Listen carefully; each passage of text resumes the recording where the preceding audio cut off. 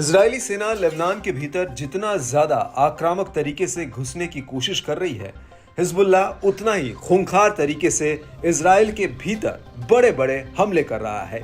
और ये हमले ऐसे हैं जिन्हें देखकर ऐसा लगता है कि हिजबुल्लाह कभी भी इजराइल के भीतर कुछ बड़ा कर सकता है।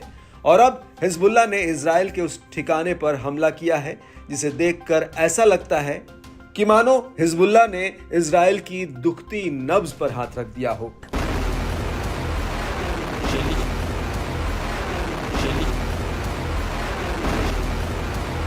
दरअसल हिजबुल्लाह ने तेल अवीव के भीतर हरकिया बेस पर लंबी दूरी वाली बैलिस्टिक मिसाइल कादर-2 दागी है।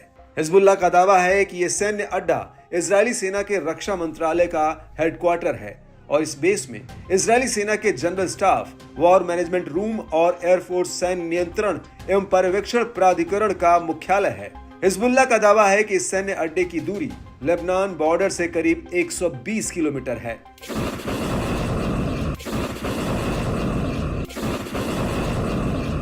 हिजबुल्लाह के मुताबिक उसका यह हमला टारगेट पर एकदम सटीक रहा है। आपको बता दें कि इससे पहले हिजबुल्लाह के लड़ाकों ने इस सैन्य अड्डे पर ड्रोन्स का एक जत्था भी फायर किया था और इसके बाद हिजबुल्लाह ने इसी बेस पर कादर-2 मिसाइल फायर की है।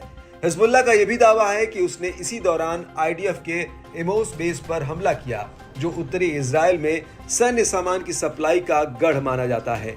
हालांकि इजरायली सेना ने रक्षा मंत्रालय पर हिजबुल्लाह के हमले को लेकर कोई प्रतिक्रिया नहीं दी, लेकिन उसने ये जरूर कहा कि लेबनान की तरफ से दागे गए करीब 40 रॉकेटों को इंटरसेप्ट किया गया है।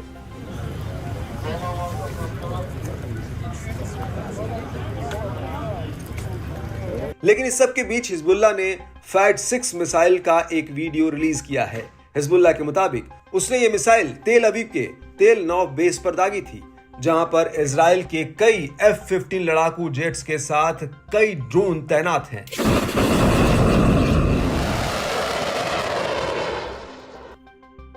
हिजबुल्लाह का कहना है कि फैट-6 मिसाइल जमीन से जमीन पर वार करती है और ये मिसाइल 302 mm डायमीटर की है। इसका वजन 650 किलोग्राम है और ये 140 किलो का विस्फोटक ले जा सकती है। यह मिसाइल 225 किलोमीटर की दूरी तक हमला करने में सक्षम है।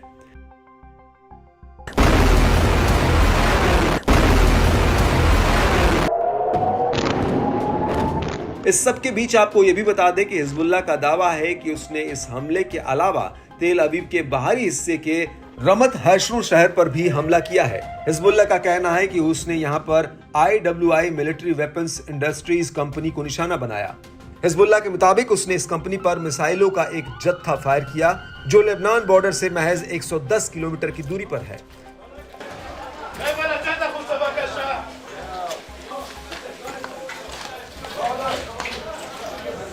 और इस हमले के अलावा हिजबुल्लाह ने गिलोट बेस पर भी एक बड़ा अटैक किया।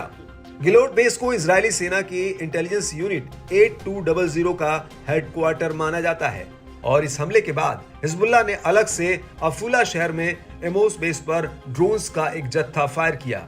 और इस हमले के बाद हिजबुल्लाह ने अवीव, मनारा और कजरीन सेटलमेंट्स पर भीषण बमबारी की है।